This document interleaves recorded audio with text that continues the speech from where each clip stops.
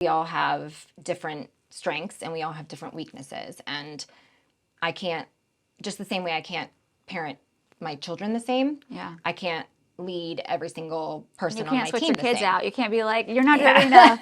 Get on out. Yeah. Or like, and truly, I think, being in a blended family and having the amount that we have and seeing their differences, because they're all, all very different.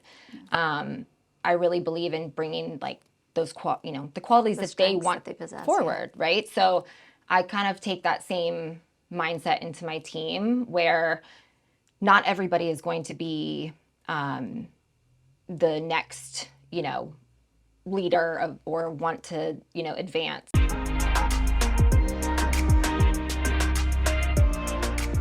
So tell me about the expansion. Okay. It's probably been the hardest thing I've ever done, to be honest. It's like, I think just at the place in my life where I am, trying to balance family and also work, and being career driven and wanting to take that next step. I think it just, sometimes you can be naive to the amount that you're really taking on. And then like once you get thrown into it, you're like, oh, this is a lot. And it did not, no part of it came easy. Like it was just, we had kind of at every turn, like from construction and that kind of stuff, there was just a lot of things that we went through because it was about a year in the making. So, well, what made you decide to do the expansion in the first place? So we, as a studio, we're only about 1,100 square feet. We grew very quickly pre-COVID, right? So over like the first 3 years that we were open, it was like every year we were growing hand over fist. And really pre-COVID, we had talked about expanding, but expanding within the same space. And then that fell through because that was all happening as COVID happened and we were forced to shut down. So I kind of just said, you know what, we're just going to take a step back and kind of maximize what we're doing in this space and get through the pandemic and that kind of stuff. And, but truly what it almost felt like a forced, I'm thinking of a benefit, but not benefit, but like I knew that I either had to expand or I was going to start to lose some staff because people want to grow as well, right? Yeah. And we were really small and we had maximized the chairs, like we were playing Tetris on our schedule, right? So it was like somebody would come in for the first half of the day and then somebody else would stay for or come in the second half of the day, or we had people working, 10, 11, 12-hour days so that they took the chair the whole day. So we'd really maximized what we could do in that space.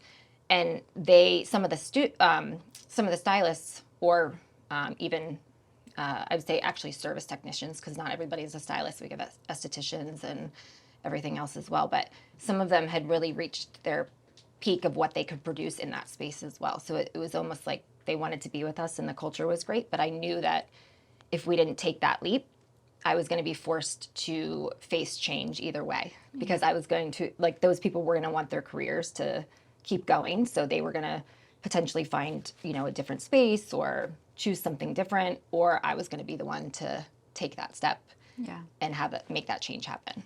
So that's kind of what led me in that direction. Okay. But it was definitely a lot more than I anticipated. So you made it was a forced decision. Forced sounds so like, I know it does, but you know what I mean? But it was kind of, it just felt like either way I was going to be facing change. So I felt like with expansion, that change was then a little bit more, at the time, actually, I think I thought it was a little bit more like predictable, or within my, like I was kind of the one navigating it. Yeah. Whereas the change I knew would happen with people, wanting more, potentially wanting more, I wouldn't have necessarily, who knows when that would come or not come. And so it felt like I was going to face the change, but I don't want to say like I was forced into expanding. I know, your version sounds better. I'm like, my hands were tied. Yeah, exactly. I had to make a decision one way or another. They handcuffed me. No. I think I just always, I'm the type of person I always want more for people. Even if they don't want it for themselves, it's like I see more because maybe that's like if you're an entrepreneur, right? Like you're always seeing that. I feel like I'm always seeing Potential. down the road Yeah. where other people are like living right then. Yeah. And that's been a balance for me too, right? Because it's like I can't go home and live 5 years down the road. I need to be present with my family and my kids. So that's always been like that hard balance for me. But with my staff, or with this business, I've always seen the next thing rather than just kind of being in where we are. Yeah. I think that's a good thing when it comes to entrepreneurship. But It is for the leaders, the owners of the business. Right. Sometimes it's hard for team, Right. supporting staff, family, everyone else who's got to like right, because support those it's decisions. that balance of trying to find like this way to be present with people and connect with people, but then also if you're not thinking down the road, then where we got, like, we're not leading, right? Like, we're just here. So I feel like that's kind of part of being a leader, is like being able to see the next step. And again, sometimes I think I see the next step for some people when they don't potentially see the next, and again, like, I try to recognize that too, because I can't want somebody to have that next thing if they don't want it. Sometimes you don't. I still try to. I know you're like, but it could be really great if you just did it. Yeah, absolutely. I feel like that's a part of it too. But I'm always trying to check myself, right? Yeah. Like, because not everybody, some people are just totally comfortable where they are. Like, that's the life that they want to lead. And I also try to tell myself to be a little bit more like that. Because at times I think, I bite off more than I can chew. And then I'm like, why don't I just be in the present moment? Yeah, exactly. Like, why am I thinking ahead when I could just be here? And so. Yeah, that's a really great perspective, because I'm like that first version, because I am consistently, and it's hard to feel grateful and to celebrate the little moments for me, because I'm always thinking like, what could I be doing next? yes, right. or like we just had like our best month ever, and then I'm like, okay, that's great. Now, how do we make sure that right, we carry these into that this continues? Right. And then I'm a big believer in, which for me, I think it's been sometimes detrimental in terms of staff turnover, because I've got the mindset that if you don't have that growth mindset, I don't want you here. Got it. Because that might, like, people's mindset, personalities is infectious. For sure. We got a really small team of 5 people. If 2 people are like, nah, I'm going to chill. Right. I'm going to do the bare minimum, do a great Right. job at my bare minimum, and that's it. That's type of attitude will then quickly. Sure. That makes sense.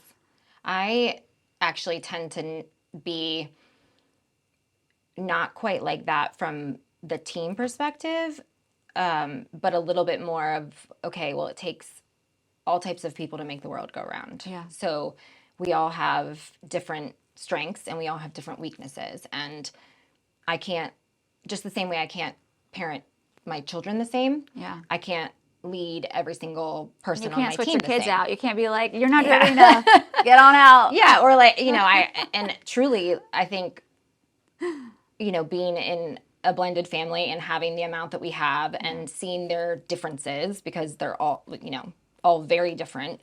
I really believe in bringing like those, the qualities that they want that they possess, forward, right? So I kind of take that same mindset into my team, where not everybody is going to be the next, leader or want to, advance, but they still all play a part. Yeah. But the team's bigger, right? Like on my management team, or, I think I would probably have a lot more of what your mindset is. But when you have 20 employees, I kind of have to look at each person and then be like, okay, I can tell that they're hungry. They want this for their, and then other people, it's like, they're not quite as hungry. So I might have to coax them along a little bit and help them get to that next step.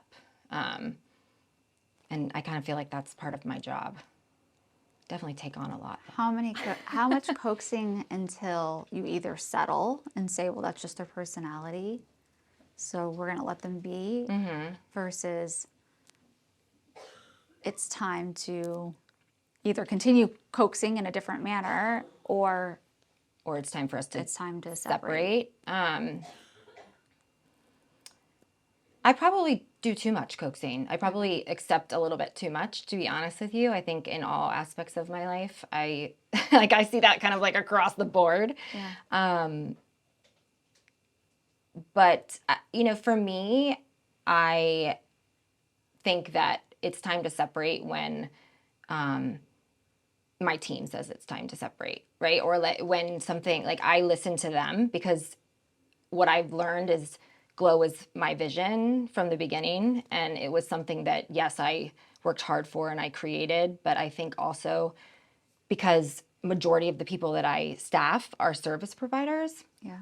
they are the ones that now make that the business, right? So if something happens, where there's like a rift or people voice concerns, I try to take that next step with what I feel is right.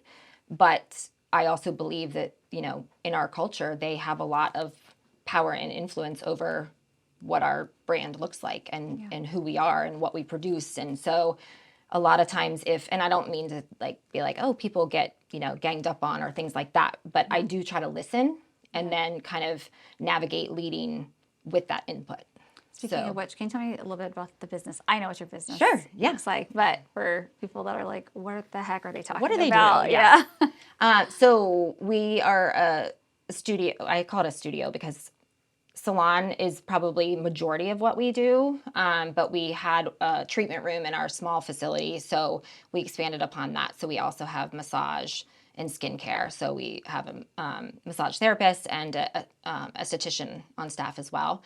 And then with the expansion, we also brought in a Glow Market, which is kind of a smaller space that's kind of still unveiling and unfolding.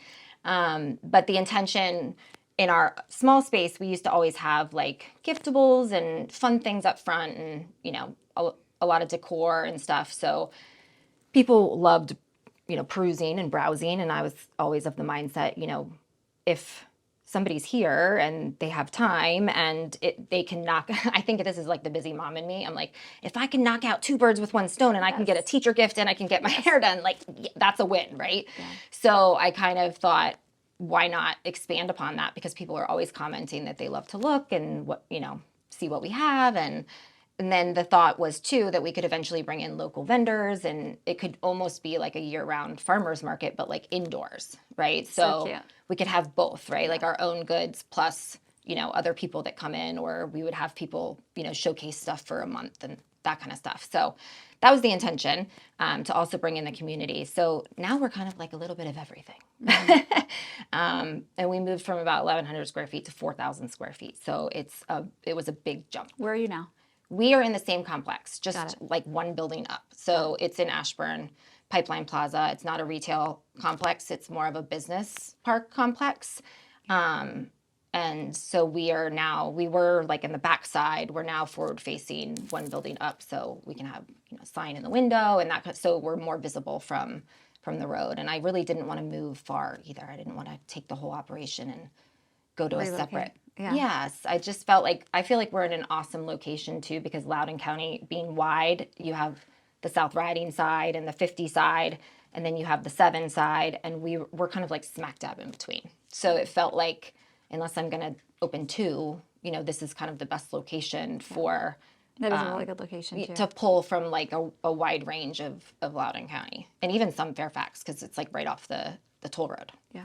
So. What were some of your biggest challenges, struggles in this upheaval and growth phase?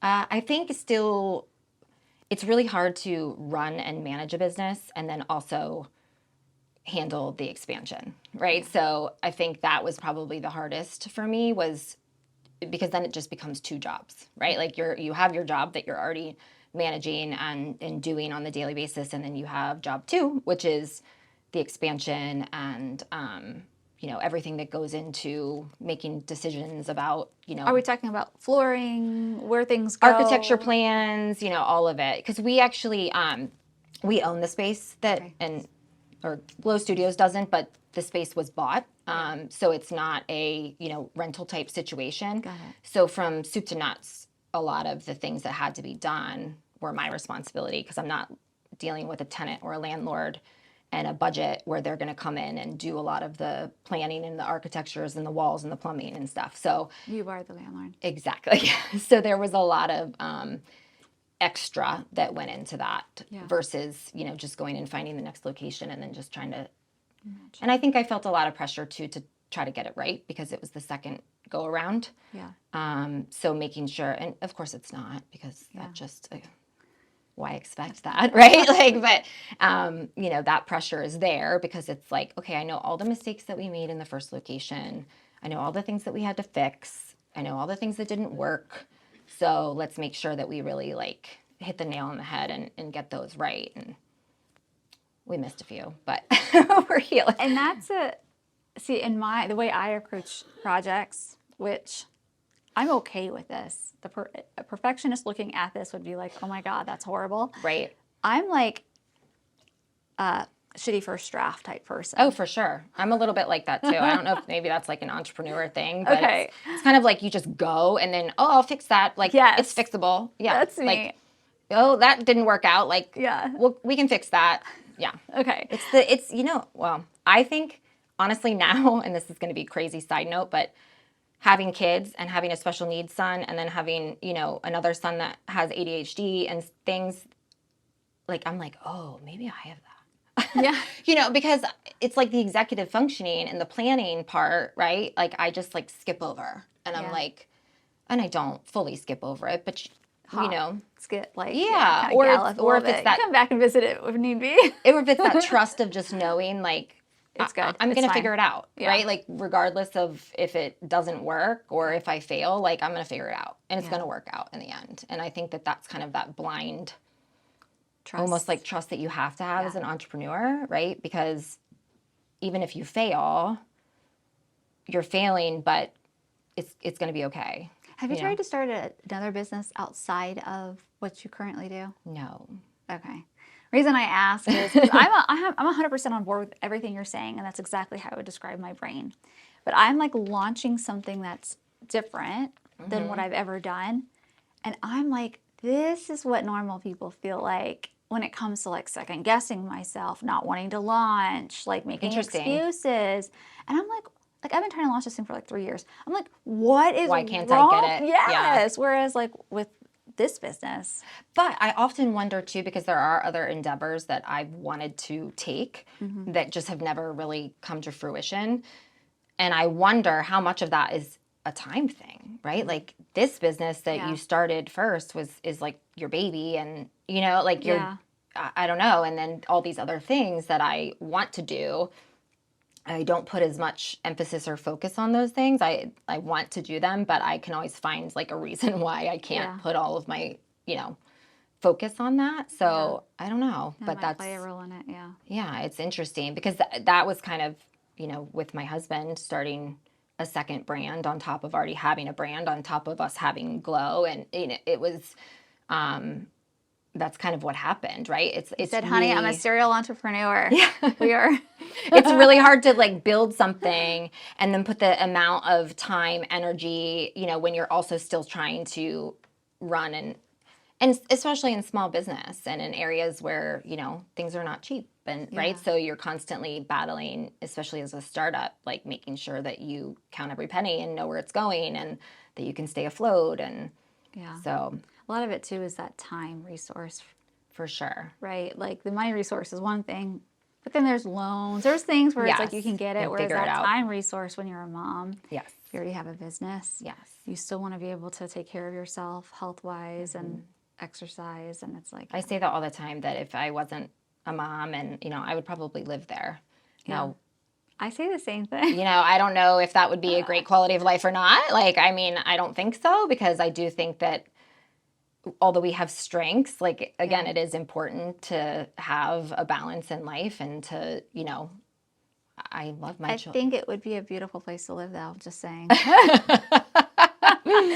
You got to live at work. You wouldn't be pulled in so many different directions, right? Yeah. Yeah. But at the end of the day too, it's work is work. And that's what I've kind of come to understand is I do feel a lot of happiness in succeeding in work and, and having this business that gives back and, employees improving their quality of life. And I mean, I find a lot of joy in seeing people Thrive. whether exactly them thrive or even just my clients or guests come in that I've known for a long time and making them just that time with me or time in my chair, and whether some of it is emotional and some of it is obviously them feeling better because we've done something to from that outward appearance. Just listening to you talk, though, I think there's a big difference in we're in the service people business Right. where you could get 10, and I'm interested to hear your thoughts on this. You can get 10 stylists, and 5 of them would be fine, 3 of them would be good, and then 2 of them would be like life-changing. Right. And I'm going to relate this to photographers, the same thing I said, but for photographers, I think the 2 that make it life-changing are all in the connection and how much you truly care about the person sitting in your chair or in front of your camera. Sure. How you engage, how they believe you care about them. Correct. And I think most people, a lot of people, at least photographers and even stylists, don't quite get that part. Yes. I actually teach that part. Yeah. Because I feel like I recognized that early on before it was actually defined for me. Like actually now it's a lot more defined in our community, in the service, at least the not cosmetology per se, but the beautification, right? Like if you go to conferences and things like that and have people and listen to people talk, they talk a lot about the psychology behind what we do. And I tend to pinpoint that at a very early stage with either people that work for us or people that we're molding, right? So, because that's what I actually prefer to do and that's how I feel like we've created a team that has we have very low turnover and we, work together pretty well, is by molding, the young talent into kind of what fits our culture and also how they are going to be successful behind the chair. And I always say that, and I think it's relatable probably, again, to any service-based business, that, you can be just the most talented person in the world, but have zero ability to connect with another human, right? And you will never be as successful as somebody who has half of your talent but is able to connect with people, understand them, understand kind of things about their quality of life, or, just really get to know them and remember things. And so, yes. Why do you think you're like that? Oh, gosh, I don't know. Upbringing, family life? Maybe a little bit. Yeah. I don't know. It's actually funny because I think one of the funniest things about my 20 some years behind the chair is still to this day it happens to me. Somebody will come in and they'll sit down and we're having a conversation, and then I will throw out some fact about them and they're like, how in the world do you remember that? And I'm like, I actually don't know. I'm like, because I don't even know what happened yesterday at home or what I ate for breakfast, but that just popped in my brain. So it's like, it's almost subconscious for me. Right? Like it's not even Brain something. has like a secret filing cabinet where it like stores. It does. Like it's not even something that necessarily like I'm in control over or thinking about. Like obviously in the beginning with people, that's kind of how you do have to think about it. Like my younger staff, like I've even had them tell me like, I come back and I have a journal and I write stuff down because I want to be able to make sure that I remember it.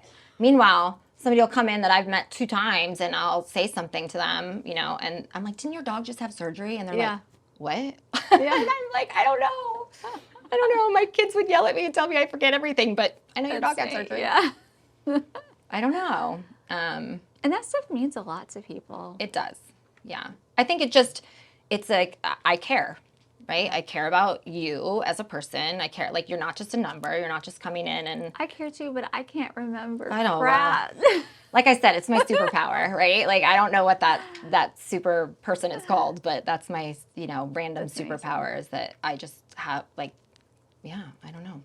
Or, the other part of me, and this sounds awful, kind of, but it's like these people it's my livelihood, right? Like these are the people that make all of this, not like my service technicians, yes, right, my employees, but also like without people walking in our door, like that's what makes this all go and tick. So in order to preserve that, right, like I have to, I don't know, I have to pay attention and get to, I don't know. Yeah. I don't know. I don't. Yeah. It's honestly like, What made you want to start it in the first place? Like, why weren't you just an individual stylist working so for somebody else? I actually, after my divorce, and actually prior to my divorce, I had a salon in my home, and I did hair, what I thought was going to be for like just a few friends and my parents and that kind of stuff, and it ended up taking off. And so I worked. Why did it take off? I don't know. Maybe for that very reason that we just talked about, right? Like that it's Like referrals, like you just kept getting yes, people kept yes. getting referred to you. Okay. So I just kept getting more and more people, and then, but truly prior to when I was married to my first husband and we had little kids, it allowed me to still do something that I really liked and make help me feel like me, but it wasn't something that I was like reporting somewhere for a couple, like it was really still within my control. So but it wasn't run as a business per se. It was, but I hadn't incorporated, right? Like I was able to do, it was much smaller level. And then after my divorce, I realized, okay, well, now mom's got to feed babies, right? Yeah. So there was a lot of decisions that I had to make to kind of figure out, well, what is this going to look like? And to be honest with you, the universe presented a lot of things to me that I just kind of tried to follow that path. Yeah. And I was able to rent something, but also, put a studio or a salon in my house. And then getting back to answer your actual question, I come from a family of entrepreneurs. My mom and my grandmother owned a business. So I think my mom also is always, because she's an entrepreneur, thinking about the business and ahead. And she said to me, I know you're doing great. I know you're able to support your kids, but what happens if you get hurt? Or what happens when you're 60? Or what happens when you're, no longer can do this because of a reason? What's the next? What's next? And being a single mom, I was like, I don't know. I don't really have a backup plan. Yeah, exactly. Like, you can help now move in. So that is kind of what prompted me to start thinking about it. So she started looking 5 years ahead for you. Yes, exactly. So that's maybe that's where I get that. So that kind of started the thought process in my head of like, okay, I need to be thinking about potentially taking another step or growing outside of it just being me doing everything. So that's really where it kind of came from. And then again, I feel like I just kind of started trusting my gut and following, the opportunities that were presented. And prior to going to cosmetology school, I had a degree in marketing. And so I really kind of, for the first time, leaned on that degree for wanting to create a brand. And I, in the beginning, also set out intentionally to make it something that could stand alone. So it wasn't like Kristen's hair salon. I wanted it to be a brand so that whether I was on the floor or whether I wasn't on the floor or whether I was present every day or not present every day, that it wasn't dependent on me. So that was very intentional. What do you think about people that go the other route where they do brand it around their name, but they have the intention of growing big? Yeah, I mean, I guess. See an issue with that or no? No, I don't see an issue with it. I think for me, I just felt that I really wanted it to be, and again, I think this goes back to me sitting down and going, I don't feel comfortable. I don't do this. I also am very much, and don't ask me why, because I don't know, very much a, don't like to be the center of attention and like to support from the sidelines and like to lead from the back. And so that just felt more comfortable for me. And creating this brand that didn't necessarily tie 100% to me just felt like the right step. But I think that even creating it around yourself and then being the focal point, like I think there are certain personalities and people that are meant to do that, right? Yeah. Like my husband is one of them. Yeah. So, because if I was in that situation, I think it would make me uncomfortable. Therefore, I couldn't lead in the same, the ways that felt natural to me. Yeah, no, So, that makes sense. Yeah, it's kind of like following your natural and then pushing yourself a little bit like this podcast. You're like, I'm here. But not necessarily, doing that all the time because that would put me in a position where I couldn't thrive. Yeah. So it's kind of like finding that happy medium, but also being able to like nudge yourself a little bit in the right direction. So my decision for Alamon versus Aaliyah Dastor, because I was Aaliyah Dastor photography. I'm like, ugh. So is not from being the center, but more of like I have no problem being like the face of my brand. Sure. But the problem I have is I want to grow it to a point where anybody can come in and feel comfortable and not feel like they're losing their identity, because photographers are similar to stylists in which they're creatives, they're right? It's a creative. So there's so much independent, like, feelings and yes, personality like there's around so that. much of it that like it's individualistic. Yeah. And I think that's also why and maybe, again, like I separate kind of management from, the actual creatives of the business. But I think that's also why I am very open to different people, because I believe also that, in having 10 or 12 people on the floor, we all have one common goal, right? It's our livelihood, but Yeah.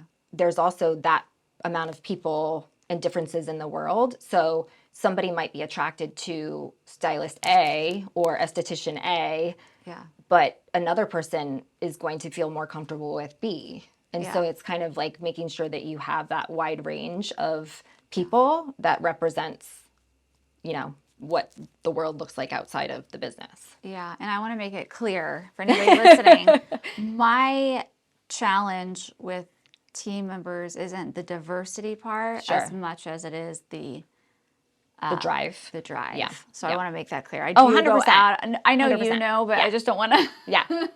Yes, 100%. get anything confused. Mine is just more of like, and in that there's a lot of, there are people that just want to show up and make that bare minimum effort. Oh, yeah. Yeah. Which there are different types of teams or people that are okay with that. I would say no entrepreneur wants a team of like low driven. No. No. Yeah. I'm gonna guess. Yeah. But then like I'm on like the opposite end where it's like you might come in like knowing very, very little, and I'm all in to like pour in. But Right. if I'm gonna pour in, You got to pour out. you gotta pour out. Right. Yeah. So that's kind of where That makes sense. I stand. I'm probably not as tough, Yeah. in that category that I could be, but I think that what I'm learning, especially in this expansion, is that is a necessity, right? That you do have to kind of, find like where is that line, Yeah. and then be comfortable with. I think I look at it differently because our team is larger, so I now feel like I'm going to set the standard. I'm going to set my expectations. I'm going to set, potentially some changes around hours that you required, and Before you could do half day because we didn't have the chairs correct, available. right? But now like the business needs are different, right? We're Yeah. not 1,000 square foot business. We're a 4,000 square foot business. So, and then I'm going to let them make the choice, right? Like that's smart. this is my expectation. This is where the business is going.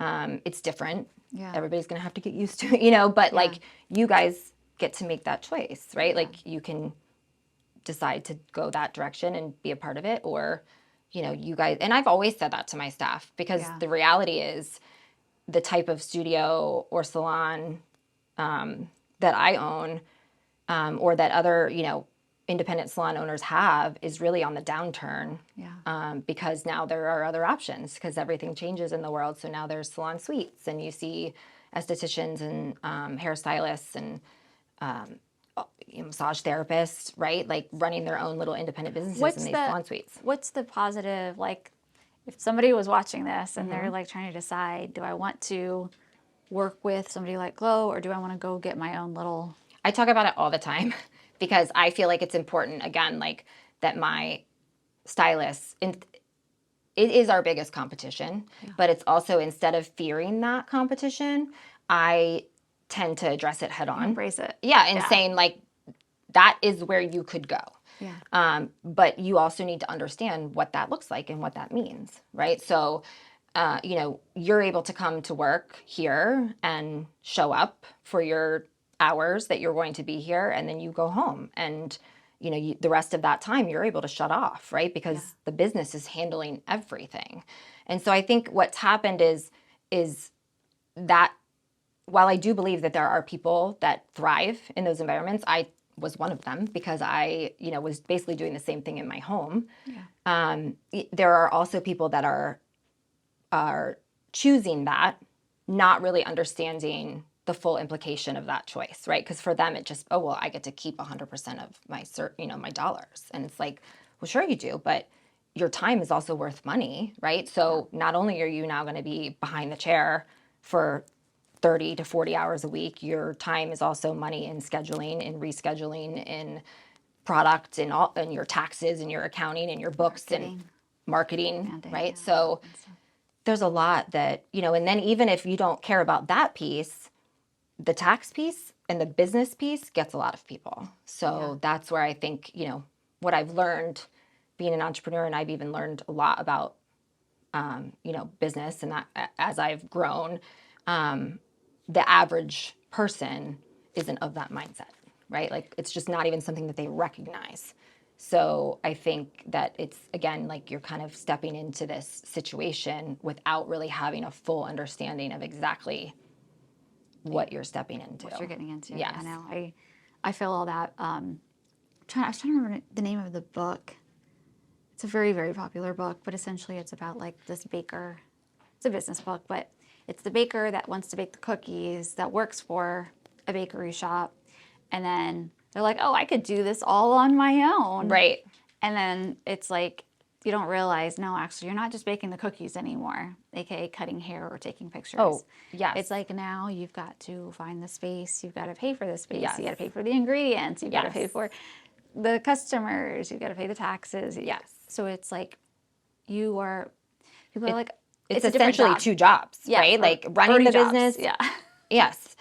You know, the passion of why I am in the industry, and, you know, that's one thing, but then this is a whole nother animal, is the actual business side of it, part, which I think is, it's unique to find an individual who can possess both sides. But you were into marketing and branding. I was.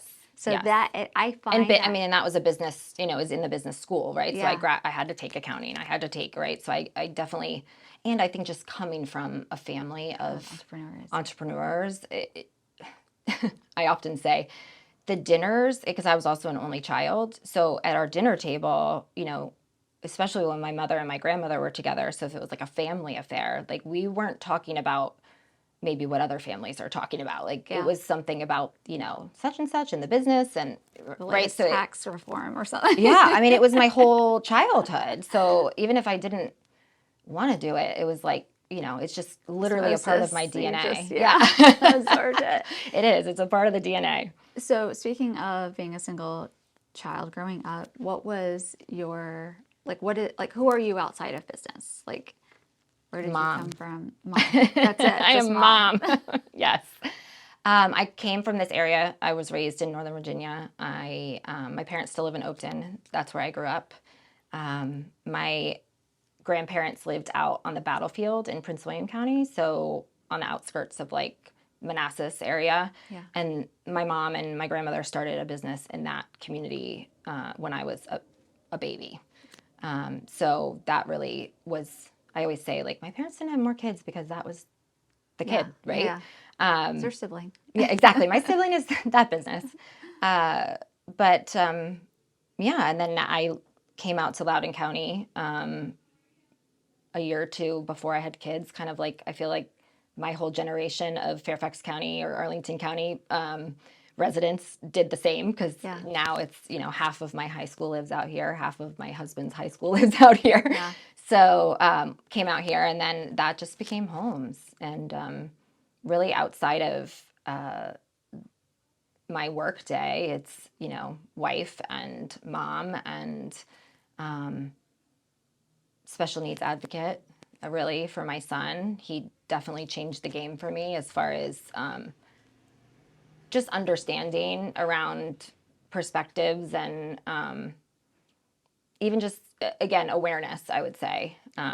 Being aware of certain injustices or individuals and he's shaped me into a different person. And that's a full-time job, really, just trying to manage a lot of that too. But a lot of emotions around just being a mom and then special needs advocate and then being a wife, like trying to balance it all, I'm sure. It's crazy. It's a journey. It's a journey. I will say though, and I tell people this a lot when we talk about balance, and my best friend told me it several years ago, but she said, because she also owns a business and has kids, and we were having a conversation about balance, and she said, you know what, Kristen? She's like, you have to think about balance as a pendulum. And she's like, and you're not like, very often the pendulum doesn't just sit right in the middle, right? And you have that perfect balance of like all things in life. Yeah.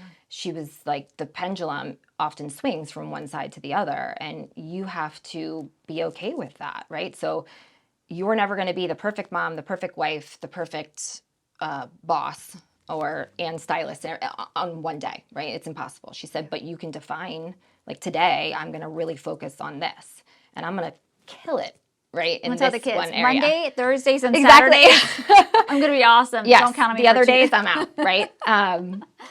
She's like, but, and basically I think it wasn't like all or nothing, but it was kind of like, know that that's where your focus and intention is going to be for the day. And then be okay with maybe not being... Give yourself grace. Yes, like the mom that, does everything perfect that evening, right? And like your kids come home with freshly baked cookies and whatever, the stereotype of what that's supposed to look like, From so Costco. Look at freshly baked exactly. cookies from Costco. Whole Foods. Whole Foods, there we go.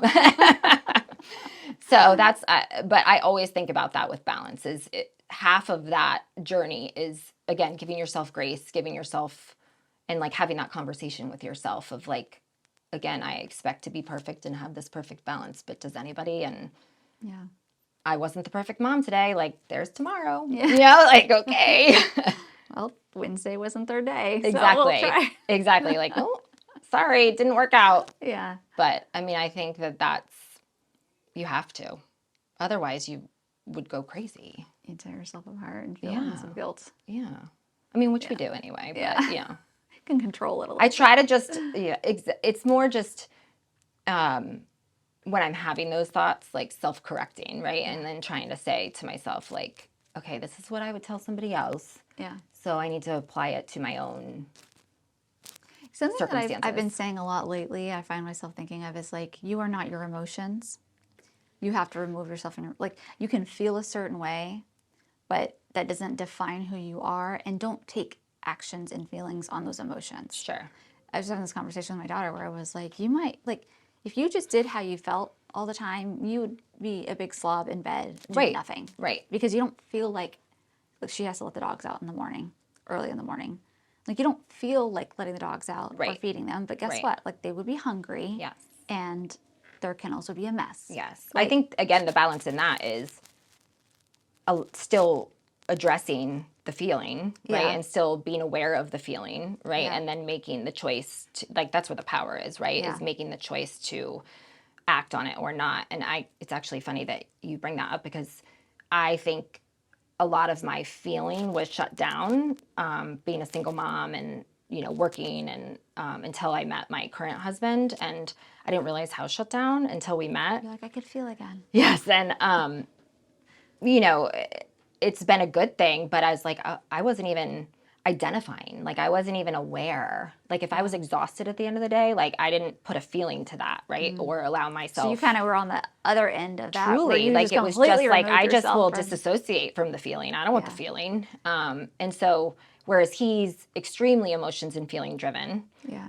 so, for us, sometimes that's really hard, right? Because he's like, well, you're apathetic. And I'm like, well, you're dramatic, right? So you have to figure out that, again, happy medium of recognizing that emotion and labeling that emotion, but not letting that emotion like rule you. Ultimately what you're going to do. Exactly. Yes. And I think that that's being a parent and again, a leader, like that's like applicable in so many situations for sure. I like your other perspective of like, there's as the pendulum swings, Oh, there's also another. Oh, yeah. Big time. I mean, we are polar opposites in a lot of ways. We hold a lot of the same values, but we're really like the way that we get there. I'm like, we could not be more opposite.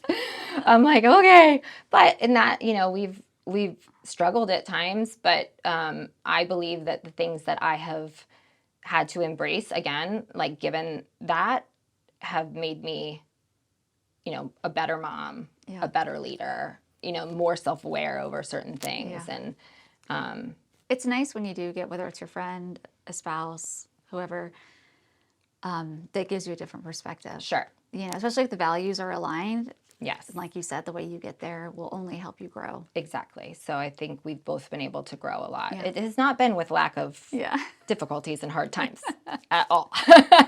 What is that? That's how the diamonds are made, right? Yes, like under pressure. For sure. But it's been a good thing for sure. Amazing. So awesome. If you could leave with one message to the world, oh my gosh, what would that message be? This is the one when I said, do you have any pre-planned questions? No, I'm just kidding. No, it just popped in my head. Let's see. I think that it is just to leave your mark, be like whatever you're into. Like, I think we're all put on this earth to do something, and to me, the most important thing is there's no right or wrong in that, right? Like some people, that thing might be based in, production and growing and right, like your value you feel like is in those situations. But I truly think that we're all meant for something, right? And so, and a lot of times I think that also presents a gift to make somebody else better. Yeah. Right. So if you can kind of leave the world with that, like you've done it. You've done everything you're supposed to do. Well, like what you do, right, is you like take your gifts and talents, and not just for your team members, but then your but I think we're like regardless, like I think we're all meant to do that in some way, shape, or form. But it's nice when you can identify what that is. Sure. That way you can be, you're actively, when you do something that like you're truly making a difference. Yeah. Well, you hope that you're making a difference, but. Yeah. I do think we all have a gift, and it's pretty amazing when you can identify what that is and then use it for good, really. I don't know. I think my son, again, like really helped kind of clarify that for me in a lot of ways, because I don't think I necessarily would have always said like, oh, I should use my gift for good, right?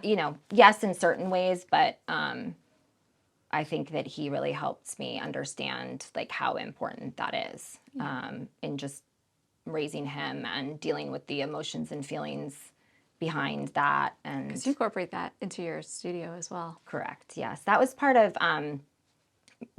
we actually did that very early on when we first opened, and my husband and I kind of came up with the idea, and it was his background in education and my background in I was like, well, I can give Ashton a haircut in 6 minutes because like I've had to do it my whole life. So again, that was kind of that thought of like, well, we should give back, right? Like, because what do people do? Like if I hadn't been able to do that for my son, and I would have had to go somewhere and manage the behavior and the, other person being nervous, like what give the listeners a perspective on what you're talking about in terms of why it would be hard for somebody like Ashton to go into a haircut. Or well, I think not only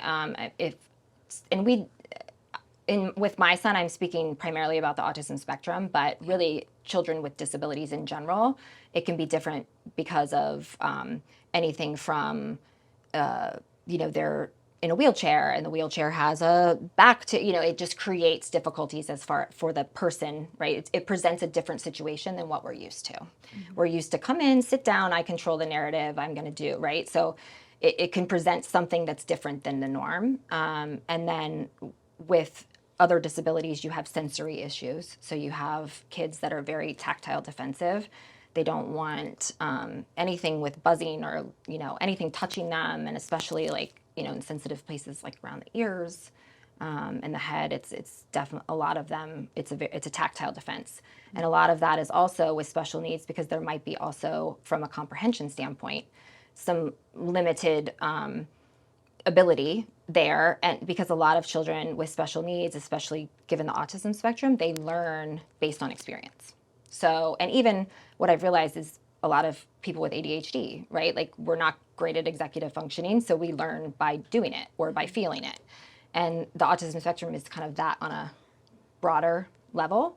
And so much of it is them being comfortable with the person in the surroundings, and that's all just like kind of built over time. And just expecting them to have the level of comprehension where like I'm going to go in, I'm going to sit down, I'm going to behave. There's loud things coming at me. It's a loud environment. I don't know anybody here. Who is this stranger?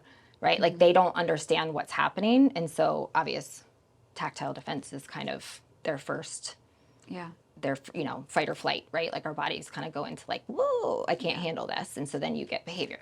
Yeah. So that's a lot of that's a lot of the things we try to address over time with Sensory Sundays. So that's what you created, mm-hmm. Sensory Sundays. Mm-hmm. You invite in kids. So it's families. Families. Yes. Okay. And I always said from the beginning, I do it as much for the parents because I'm a parent. Right, as I do for the kids, because I think creating safety in the experience is huge. Because when you have a child that potentially doesn't act, behave, and again, there's different types of disabilities, but a lot of the times with children on the autism spectrum, he or she really doesn't look that much different than a child that is considered.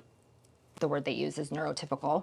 Mm-hmm. And so you're constantly, having your own internal struggle while you're trying to stay calm for the child, right? Yeah. Like, and it just, a lot of times they just snowball. Yeah. And I have so much compassion for that because I live it. So it really So they don't have to go in, parents don't have to go in and apologize to you 35 times. Oh, they still try to. And I'm like, honestly, like, do you think like your child cannot do anything that my child has not done for, to me? Like, it's just... Yeah. It's more important to me that, you guys can relax and just feel comfortable and know that, we have the best interest of everybody here and we're not here to judge you and we're not here to judge your child, right? Like there is no judgment in what we're offering. So it's That's amazing. Just an open zone, right? And truly what we learned, because at first it was like, let's just open our doors so that people can understand, or have this experience. And then what I learned is you actually can do a lot of rehabilitation in this service so that these kids can eventually not have to come on Sensory Sunday, right? Again, depending on severity level. Yeah. But, then... The positive experience piece, so then they don't associate it with... And then there's kids that, maybe started with Sensory Sunday with us and we really worked through it, and then they got older and then we don't really see them anymore. Like maybe I'm friends with their parents on Facebook or something, but they don't necessarily come anymore. And that's like the best compliment ever. Graduated. Yeah. It's like the best compliment ever. Yeah. So again, back to kind of giving back, it was like that was a big thing, that I really wanted to do. And then in turn, as a business owner, like that actually helps your business, right? Because you're giving to the community and you become, there's like this trust there, right? And I've had people say, oh, I was looking online and I decided to come to you guys because you guys do that thing, right? With, kids on the weekends or, so it's like people sometimes make decisions to, support a business based on those types of narratives. You want to support the people that are taking care of your community. Yeah. And I almost feel like that's what you do, right? Yeah. Like, and how you, again, like your business benefits, but it's also a way of giving back to the community at large, right? Like, and all the business owners and people like you. And so it's actually a really cool... A win-win. Yeah. Yeah. Right? So it's exactly. Like, it's the same thing, You so get it. It is. It's totally the same thing. But it's like taking that gift and then like, how can I give that back, right? And then hopefully there's also a little bit, that I'm able to, have within that helps, but I'm giving back something that I'm really good at. You do it too. That's a perfect end right there. All right. Thank you You're so welcome. much.